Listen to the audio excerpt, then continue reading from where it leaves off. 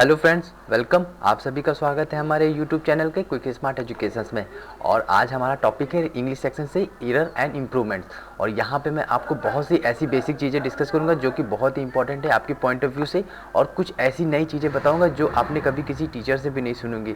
So please आप ये मेरा वीडियो अंत तक देखते रहें, और साथ ही साथ आपसे रिक्वेस्ट है कि आप मेरा चैनल सब्सक्राइब करें और अपने फ्रेंड सर्कल में भी मेरे वीडियोज़ को शेयर करें, और मेरा फेसबुक ग्रुप भी ज्वाइन कर लें जो कि मैंने डिस्क्रिप्टिव बॉक्स में इसका लिंक दे रखा है। तो चलिए स्टार्ट करते हैं एरर इम्प्रूवमेंट।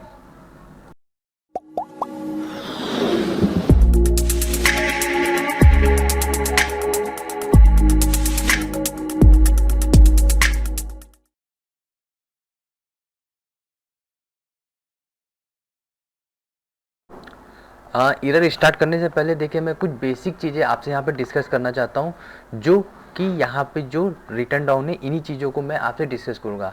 और ये आप किसी भी टीचर से नहीं सुनेंगे कि कुछ चीज़ें ऐसी भी होती हैं, बट ये एक स्मार्ट अप्रोच है। इसके थ्रू हम अपने आंसर्स पे जल्दी से जल्दी पहुँचेंगे। तो देखिए, हमने यहाँ पे लिखा है दैट। तो देखिए, बेसिकली आप लोगों को डैट का मतलब पता होगा कि की होता है, ठीक है। ये मैंने यहाँ पे लिख दिया की, ठीक है। बट इसका रूल्स क्या है ये सब नहीं पता होगा। तो देखिए, इसका रूल्स मैंने यहाँ पे लिखा है कि पिछली बातों को भूल जाओ, नया सब्जेक्ट वर्ब आने वाला है, ठीक है। बस ये चीज़ें आप नोट डाउन कर लीजिए, एक अपना इंग्लिश का सेक्शन का एक नोटबुक बना लीजिए, क्योंकि मैं जितने भी आपसे एरर डिस्कस करूँगा वो सारे डिस्कस अपने आप नोट्स पे बना के बिल्कुल अच्छे से रख लीजिएगा, ओके। तो देखिए, डैट का मतलब यहाँ पे मैंने क्या बताया, पिछली बातों को भूल जाओ एंड नया सब्जेक्ट वर्ब आने वाला है। और दूसरा चीज़ है एंड। एंड का मतलब होता है और, ठीक है। तो इसका भी मतलब क्या हुआ, पिछली बातों को आगे बढ़ा रहा है, मतलब कि जो सेंटेंस में पीछे कह रहा है तो वो उसकी बातों को आगे बढ़ा रहा है। ये चीज़ यहाँ पे एंड का रूल है, ठीक है। और दूसरी बात, जो हमारा तीसरा पॉइंट है वो है preposition plus adjective plus noun. इसका मतलब क्या हुआ कि प्रपोजिशन और नाउन के बीच में एडजेक्टिव ही आता है इन जनरल, ठीक है। कोई रूल नहीं है, लेकिन हाँ, इन जनरल 90% एडजेक्टिव ही आता है, ओके। सेम हमारा नेक्स्ट कॉन्सेप्ट भी ऐसे ही है, helping verb plus adverb plus main verb. It means helping verb और मेन वर्ब के बीच में भी हमारा एडवर्ब आता है, ठीक है। रूल नहीं है, बट इन जनरल ये एडवर्ब ही आता है, ओके। और दूसरी बात, प्रेपोजिशन जो भी होते हैं, हमारे जितने भी प्रेपोजिशन होते हैं उनके बाद तुरंत ऑब्जेक्ट आता है, ठीक है, नाउन नहीं आता है, ठीक है। ये चीज़ें आप बिल्कुल माइंड मेकअप करके रखिए, क्योंकि अभी जब मैं आपसे डिस्कस करूँगा एरर्स, उनको मैं कैसे यूज़ करूँगा, फिर आपको लगेगा कि हाँ, ये चीज़ें बहुत ज़रूरी थी जानना, जो कि हमारे टीचर्स ने हमको आज तक डिस्कस नहीं की हैं, ओके। और फ्रेंड्स, जो मैं आपसे रिक्वेस्ट कर रहा हूँ कि जो मैं आपसे रूल डिस्कस करूँगा वो आप बिल्कुल एक फेयर नोट्स बना के उसको बिल्कुल अच्छे से समझिए कि मैं इसमें आपको क्या समझा रहा हूँ, क्योंकि वो एरर नहीं, वो रूल्स हैं। रूल्स के अकॉर्डिंग मैं सारे कॉन्सेप्ट बताऊँगा, ओके। तो फिर चलिए अपना रूल्स देखते हैं हम लोग, एरर से रिलेटेड एंड इम्प्रूवमेंट्स। सो जैसा कि आप यहाँ पे स्क्रीन पे देख रहे हैं, टोटल मैं आपको यहाँ पे 4 एरर्स डिस्कस करूँगा, और ये एरर्स हमारे रूल्स के अकॉर्डिंग, कॉन्सेप्ट के अकॉर्डिंग चलेंगे। जो मैंने आपको अभी पीछे रूल्स बताए हैं बेसिक कॉन्सेप्ट इंग्लिश के, उन्हीं को हम यहाँ पे इम्प्लीमेंट्स करेंगे और कुछ नए रूल्स भी जानेंगे, ठीक है। तो वन बाय वन हम स्टार्ट करते हैं अपने इंग्लिश के एरर्स को। देखिए, हमारा पहला इम्प्रूवमेंट दे रखा है, I shall certainly write to you when I shall reach Mumbai. तो देखिए, यहाँ पे इस सेंटेंस के अकॉर्डिंग आपने एरर पकड़ लिया होगा, लेकिन वो रूल्स क्या है वो सब चीज़ें मैं आपसे डिस्कस करूँगा। तो देखिए, किसी भी सेंटेंस में 2 सेल कभी भी यूज़ नहीं होते हैं, ठीक है। तो यहाँ पे पहला सेल जो आया है ये और ये 2 सेल किसी भी सेंटेंस में नहीं हो सकते, ना ही विल, ठीक है। अब सवाल ये है कि कौन रहेगा कौन हटेगा। तो अब टीचर क्या बताते हैं, पहले वाला शेल रहेगा दूसरा वाला हटेगा। ऐसा कोई जनरली रूल नहीं है। रूल है वो मैं आपको बताता हूँ कि जो सेंटेंस कंडीशन क्रिएट करेगा वो शेल यूज़ नहीं करेगा। तो ठीक है, अब आप लोगों को पता होना चाहिए कि कौन कौन से कंडीशंस वर्ड होते हैं, तो वो मैं आपको यहाँ पे भी नोट डाउन कर दूंगा, तो आप उसको एक अपने फेयर नोट्स पे नोट कर लीजिएगा। तो इस सेंटेंस में हमारा कंडीशन कौन क्रिएट कर रहा है, हमारा कंडीशन क्रिएट कर रहा है व्हेन, ठीक है, व्हेन हमारा कंडीशन क्रिएट कर रहा है। तो कंडीशन वाले पार्ट के बाद हमारा जो आएगा वो शेल यूज़ नहीं करेगा। तो मतलब कि क्या है कि ये सेल यहाँ पे रॉन्ग है, ठीक है। अब देखिए मेरा रूल सीधा है कि जो कंडीशन क्रिएट करेगा वो शेल यूज़ नहीं करेगा, चाहे कंडीशन स्टार्टिंग में आ जाए या लास्ट में आ जाए, ठीक है। अब देखिए कंडीशन वर्ड हमारे कौन कौन से होते हैं ये मैं नोट कर दे रहा हूँ, आप इसको बिल्कुल नोट डाउन कर लीजिए, ठीक है। पहला हमारा कंडीशन वर्ड होता है व्हेन, ठीक है, जो हमारे क्वेश्चन में दे रखा है। और दूसरा हमारा होता है इफ़, तीसरा हमारा होता है अनटिल, अनलेस, ठीक है, टिल, बिफोर, आफ्टर, ठीक है, मतलब कि जब, अगर, जब तक ये दोनों सेम होते हैं, इसको मैं आगे डिस्कस करके बता दूंगा, ठीक है। टिल भी हमारा सेम होता है जब तक, ठीक है। बिफोर का मतलब होता है के पहले, और आफ्टर का मतलब होता है के बाद। तो मतलब ये सब क्या है, कंडीशन वर्ड है। ये सब क्या क्रिएट कर रहे हैं, ये सारे जो वर्ड्स हैं ये सब कंडीशन क्रिएट कर रहे हैं। When, if, until, unless, till, before, after. तो अब एक नोट करके इम्पॉर्टेंट नोट डाल लीजिए, वो ये कि कंडीशन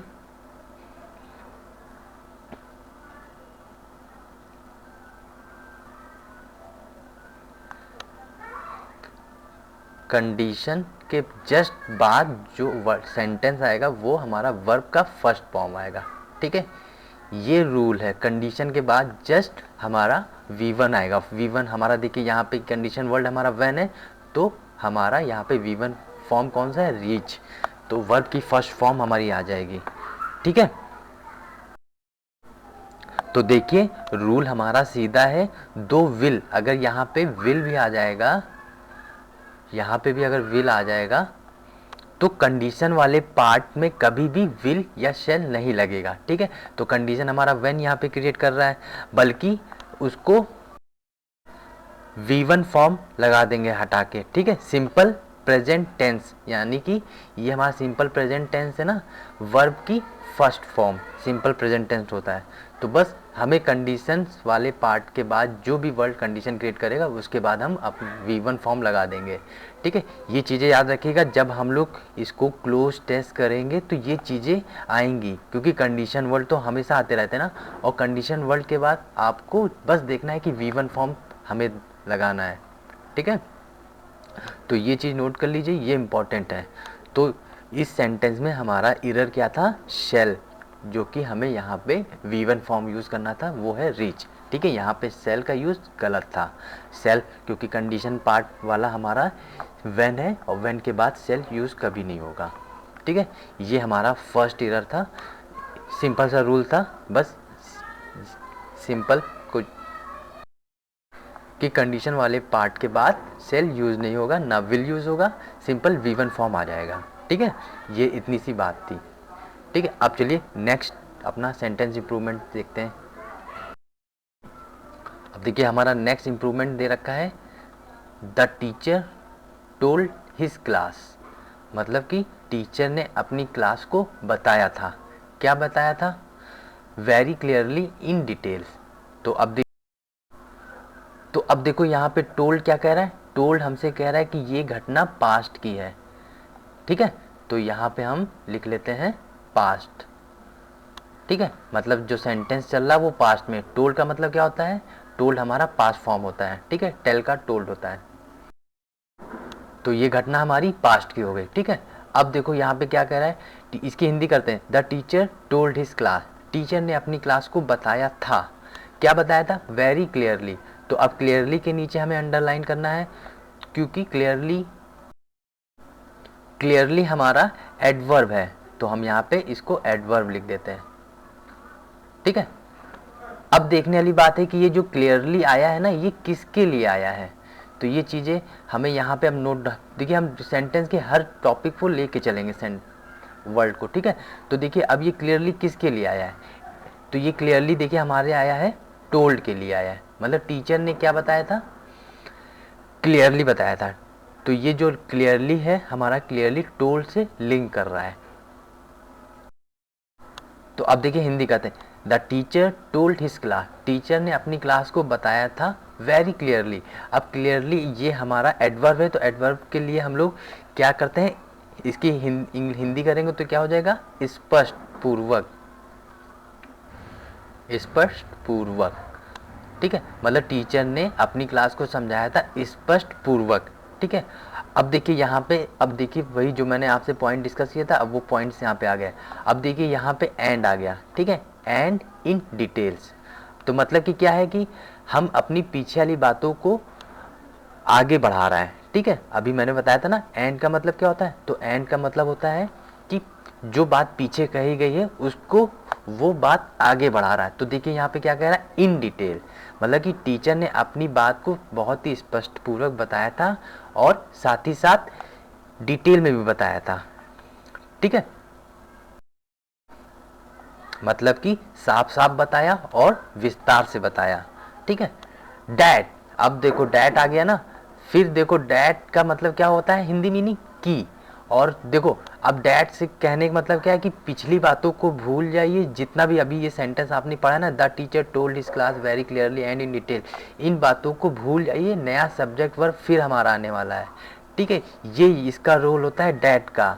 और देखिए डैट की चीज़ें अगर आप सीख गए तो आप अपने आंसर्स में बहुत ही जल्दी पहुंच सकते हैं।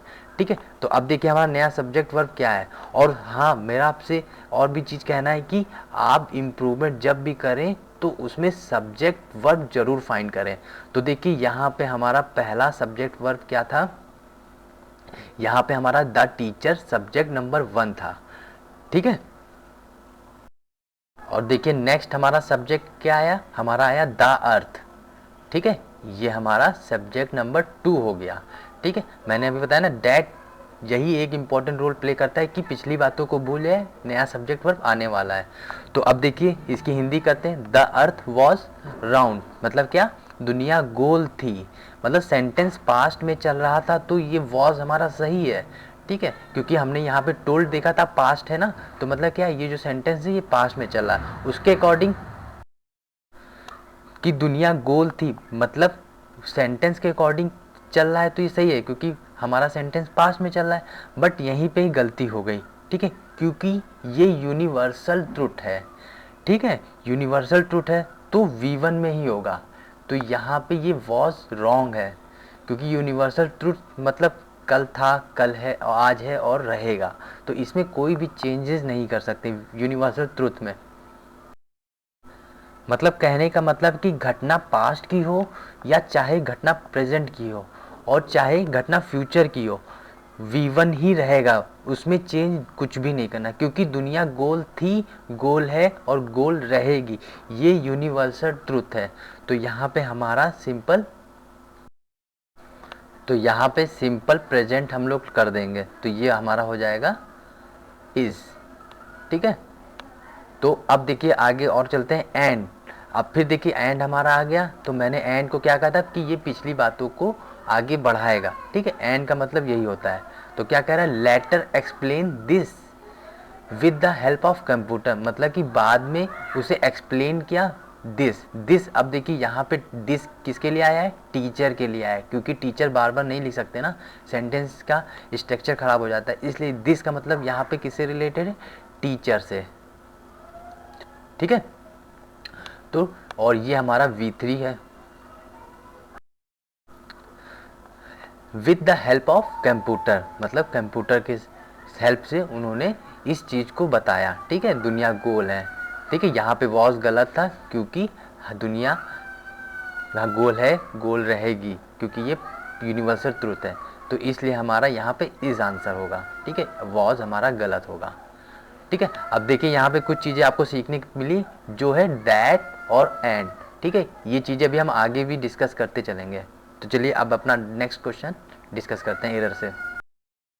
अब देखिए हमारा ये नेक्स्ट इम्प्रूवमेंट है, हिज फेस गिव अस, उसके चेहरे ने दिया था। ठीक है, ये मैंने हिंदी की। ठीक है, ए क्या आ गया, आर्टिकल, तो यहाँ पे अंडरलाइन करके मैंने क्या लिख दिया, आर्टिकल। ठीक है, उसके चेहरे ने दिया था, क्या दिया था, ए क्लियरली इंडिकेशन। देखो आर्टिकल आ गया ना, तो आर्टिकल का आने का मतलब क्या है कि नाउन भी आने वाला है। तो अब देखिए मैंने एक अपना इंग्लिश सेक्शन से एक मैंने क्विक आइडेंटिफाई मैंने बताया था कि how to quickly identify noun adjective and verb. तो वो पार्ट आप वहाँ से वीडियोस देख लीजिए जाके हमारे प्लेलिस्ट में कॉम्पिटिटिव इंग्लिश में, जिसमें मैंने ये चीज़ें बताई थी कि हमें कैसे इंग्लिश में एडवर्ब, नाउन और एडजेक्टिव फाइंड करते हैं। तो देखिए यहाँ पे हमारा नाउन क्या है, ये है TION। जिस भी सेंटेंस के आखिरी में TION लगता है वो हमारा नाउन होता है, ठीक है। और इसके अकॉर्डिंग अभी मैंने आपको क्या बताया था, आर्टिकल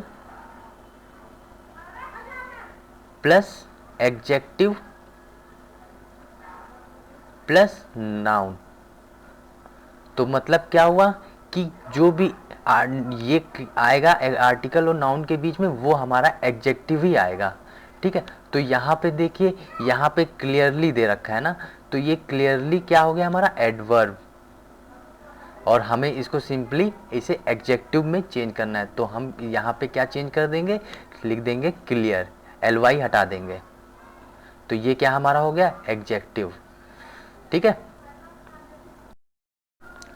तो आंसर तो हमारा यहीं पे आ गया, ठीक है। हमारा यहाँ पे ये एडवर्ब दे रखा था, लेकिन एडवर्ब नहीं, हमें यहाँ पे एडजेक्टिव चाहिए था, तो ये एडजेक्टिव हमारा हो गया क्लियर, ठीक है। आंसर तो हमने निकाल लिया, लेकिन हम अभी आगे भी चलेंगे, पूरे सेंटेंस को पढ़ेंगे, ठीक है। तो सेंटेंस क्या है, हिज फेस गिव अस, उसके चेहरे ने दिया था एक क्लियर इंडिकेशन। इंडिकेशन मतलब होता है संकेत, ठीक है। डैट, देखो फिर डैट आ गया, ठीक है। ये डैट एंड आपका कभी पीछा नहीं छोड़ने वाले। तो अब देखिए डैट का मतलब क्या हुआ कि पिछली बातों को भूल जाइए, नया सब्जेक्ट वर्ब आने वाला है, ठीक है। अब देखिए, और देखिए हमारे पिछले सेंटेंस में हमें सब्जेक्ट वर्ब का पीछा बिल्कुल नहीं छोड़ना है, हमेशा हमेशा हमें सब्जेक्ट वर्ब का आइडेंटिफाई करना है। तो देखिए यहाँ पे हमारा हिज फेस क्या हो गया, सब्जेक्ट नंबर 1, ठीक है। और गिव हमारा क्या हो गया, वर्ब की सेकंड फॉर्म। तो इसका मतलब क्या हुआ, ये सेंटेंस पास्ट में चल रहा है, ठीक है। अस हमारा आ गया ऑब्जेक्ट, ठीक है, ये हमारा ऑब्जेक्ट हो जाएगा, ठीक है। सब्जेक्ट वर्ब ऑब्जेक्ट का ही कॉम्बिनेशन होता है ना, तो अस हमारा क्या हो गया, ऑब्जेक्ट हो गया, ठीक है। और ए हमारा आर्टिकल हो गया, और उसके बीच में एडजेक्टिव आएगा क्योंकि इंडिकेशन हमारा नाउन हो गया। अब दैट से मतलब क्या हुआ कि पिछली बातों को भूल जाइए, नया सब्जेक्ट वर्ब आने वाला है। तो देखिए सेंटेंस हमारा पास में चल रहा था ना, क्योंकि गेव हमारा पास्ट है, तो उसके अकॉर्डिंग ये हमारा वॉज सही है क्योंकि ये सिंगुलर है हमारा, ठीक है। और ही हमारा जो है वो है सब्जेक्ट नंबर 2, ठीक है। मैंने कहा था ना सब्जेक्ट नया वर्ब आएगा सब्जेक्ट वर्ब, तो ये हमारा सब्जेक्ट वर्ब हो गया, ठीक है। अब देखिए क्या है, free from all his worries, मतलब कि फ्री के बाद हमेशा फ्रॉम ही आता है, क्योंकि फ्री फ्रॉम वरीज है, तो इसका मतलब क्या, फ्री फ्रॉम वो चीज़ जिससे वो फ्री हुआ है। तो मतलब कि क्या है, free plus from plus object जिससे वो फ्री हुआ है। तो ये चीज़ आप बिल्कुल नोट कर लीजिएगा, फ्री फ्रॉम प्लस ऑब्जेक्ट होता है, ठीक है। वो रीज़न आ जाएगा यहाँ पे, जिस रीज़न से वो फ्री हुआ है, ठीक है। तो सिंपली ये सेंटेंस में हमने सीखा है कि आर्टिकल और नाउन के बीच में हमेशा एडजेक्टिव ही आएगा, ठीक है। ये चीज़ें बिल्कुल मत भूलिएगा। अब देखिए ये सेंटेंस में हमने बिल्कुल क्लियर कट कर दिया है, और इसका हिंदी एक बार मीनिंग निकाल लेते हैं कि हिज फेस गिव अस, उसके फेस ने दिया था एक क्लियरली इंडिकेशन, एक स्पष्ट पूर्वक संकेत, डैट की, मतलब कि डैट का मतलब क्या होता है कि he was free from all worries, his worries कि मतलब वह सभी चिंताओं से फ्री था, मुक्त था, ठीक है। तो चलिए अब अपना एक लास्ट सेंटेंस देख लेते हैं इम्प्रूवमेंट का, उसमें भी आप बहुत कुछ सीखेंगे। देखिए सेंटेंस दे रखा है, we have already advise that for our present need a building with 1 hall 4 rooms and 1 kitchen are wanted, ठीक है। अब देखिए यहाँ पे हमारा वी आ गया है, ठीक है। वी हमारा क्या होगा, सब्जेक्ट नंबर 1, ठीक है। अब देखिए आप जब भी इम्प्रूवमेंट करें तो ये आपको बिल्कुल बांध के चलना है कि हमें सब्जेक्ट वर्ब हेल्पिंग वर्ब ये सब हमें फाइंड करना है, ठीक है, ढूंढना है कि कहाँ पे हमारे ये सब है, क्योंकि हमारे 90% आंसर सब्जेक्ट वर्ब से ही निकलता है, ठीक है। तो अब देखिए यहाँ पे दे रखा है वी हैव, तो वी हमारा क्या हो गया, सब्जेक्ट नंबर 1, और हैव हमारा हो गया हेल्पिंग वर्ब, ठीक है, ये हमारा हो गया हेल्पिंग वर्ब। तो हमारा जो मेन वर्ब होगा वो हमारा V3 फॉर्म में होगा। तो यहाँ पे जो देखिए एडवर्टाइज हमें दे रखा है ये हमारा V3 फॉर्म है, ठीक है, जो कि हमारा मेन वर्ब है, ठीक है, ये हमारा मेन वर्ब है एडवर्टाइज। तो देखिए अभी हमने आपको रूल में क्या बताया था कि हेल्पिंग वर्ब, ठीक है, हेल्पिंग वर्ब और मेन वर्ब के बीच में क्या आ सकता है, एडवर्ब आ सकता है, ठीक है। तो यहाँ पे ऑलरेडी हमारा क्या है, एडवर्ब, ठीक है।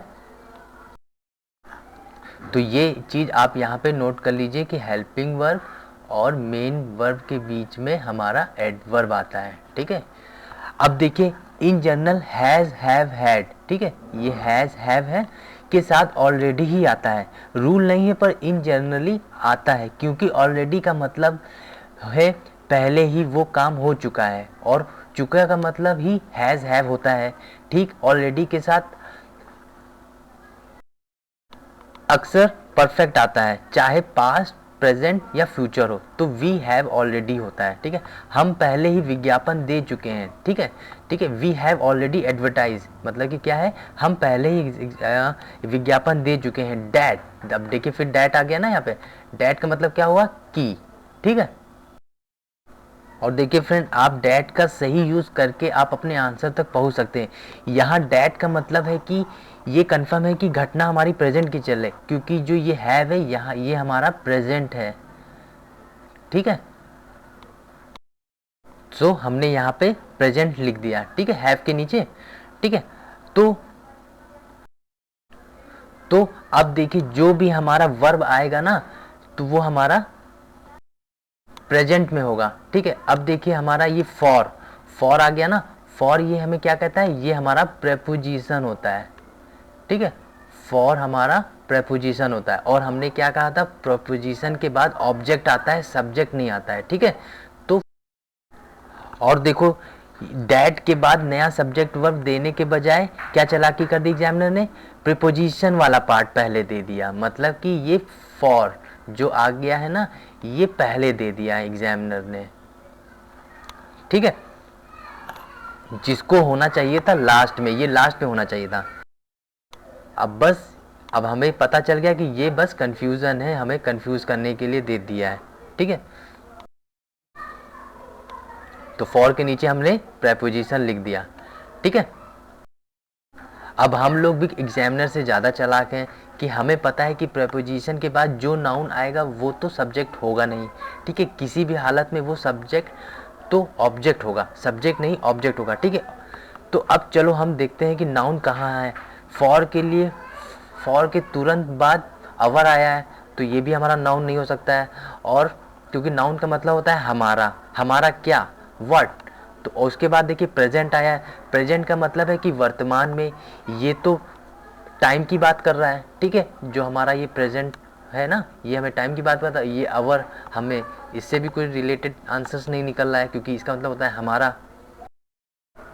सो देखिए अब नीड, यहाँ पे नीड लिखा ना, तो ये नीड हमारा क्या है, नाउन है, क्योंकि इसका मतलब हिंदी क्या हुई, आवश्यकता, ठीक है, आवश्यकता। और अभी देखिए हमने रूल्स क्या बताया था कि प्रेपोजिशन और नाउन के बीच में क्या आता है, एडजेक्टिव आता है ना, तो ये हमारा फॉर प्रेपोजिशन हो गया, नीड हमारा क्या हो गया, नाउन, तो इनके बीच में हमारा क्या आ जाता है, एडजेक्टिव। तो ये जो अवर और प्रेजेंट है ये हमारे क्या हो गए, ये हमारे एडजेक्टिव हो गए, ठीक है। अब देखो ए आ गया है ना, ए हमारा क्या होता है, आर्टिकल, ठीक है, ये हमने लिख दिया आर्टिकल।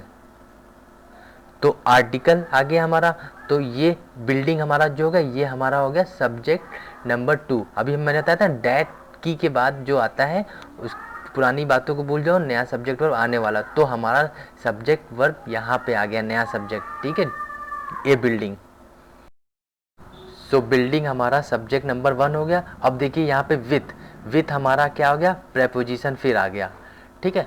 तो ये सब कन्फ्यूजन्स हैं, फॉर, अवर, प्रेजेंट, ये सब कन्फ्यूजन्स करने के लिए हमें दे रखा है, ठीक है। तो हमें बस बिल्डिंग से मतलब है। तो 1 हॉल, 4 रूम्स, 1 किचन, ये सब क्या है, ये भी हमारे कन्फ्यूजन्स करने के लिए हमें दे रखा है। और देखिए लिखा है आर वांटेड। सो अब देखो उसने बिल्डिंग के लिए यहाँ पे उसने यूज़ कर दिया है आर, ठीक है। ये यहाँ पे आर आ गया ना, बिल्डिंग के लिए यूज़ कर दिया, पर यहाँ पे सही तरीके से यहाँ पे होना चाहिए था इज वांटेड होगा, ठीक है। क्योंकि हमारा जो सेंटेंस है वो पैसिव में जा रहा है, ठीक है। इज वांटेड मतलब वांटेड के नीचे हमने यहाँ पे लिख देना है V3। अब देखिए रूल क्या है, इज, एम और आर के बाद अगर वर्ब आएगा तो V3 में आएगा, और जो कि हमारा पैसिव हो जाता है, ठीक है। पैसिव की रूल्स अभी हम आगे पढ़ेंगे, ठीक है। अभी यहाँ पे आप बस जान लीजिए इज, एम, आर के बाद अगर वर्ब की थर्ड फॉर्म आ गया तो वो पैसिव में हो जाता है, ठीक है। अब देखिए यहाँ पे इज क्यों हुआ, क्योंकि बिल्डिंग ने थोड़ी ना आवश्यकता बताई थी अपनी, बल्कि हमको बिल्डिंग की आवश्यकता हुई थी, ठीक पैसिव में है। तो इसका क्या होना चाहिए था, a building is wanted by us, ठीक है। अगर इस सेंटेंस को अगर हम सही से लिखें तो यहाँ पे होगा ए बिल्डिंग इज वांटेड अस, ठीक है। हमारे द्वारा एक बिल्डिंग की आवश्यकता जताई गई है, ठीक है। हैव प्रेजेंट में था, देखो यहाँ पे ये हैव है, ये हैव यहाँ पे प्रेजेंट में था, इसीलिए यहाँ पे इज आया है, ठीक है। क्योंकि ये घटना जो थी हमारी प्रेजेंट में चल रही थी। सो फ्रेंड्स देखा कितना इजी था, बस कुछ रूल्स फॉलो करने होते हैं जिससे हम अपने आंसर्स को कर सकते हैं, ठीक है। आगे मैं अपने और भी टॉपिक पे ऐसे ही एरर्स को डिस्कस करूंगा। टोटल मैं आप लोगों से 40 एरर डिस्कस करूंगा, ओके, जिसमें मैं धीरे धीरे सारे रूल्स बताते रहूँगा, ठीक है। अब इन चीज़ों को आप भूलिएगा नहीं, जो मैंने रूल्स बताया है, हेल्पिंग वर्ब, मेन वर्ब के बीच में एडवर्ब आता है, और प्रेपोजिशन और नाउन के बीच में एडजेक्टिव आता है, ये चीज़ें बिल्कुल मत भूलिए, ठीक है। एंड का क्या रोल होता है, डैट का क्या रोल होता है, ये चीज़ें मत भूलिएगा, क्योंकि ये चीज़ें एग्जाम में आती ही आती है। और हिंदी बिल्कुल करना बिल्कुल मत भूलिए, और सब्जेक्ट वर्ब को पीछा बिल्कुल मत छोड़िए, सब्जेक्ट वर्ब भी हमारा आंसर दिलाता है, ठीक है। तो आज के लिए बस इतना ही।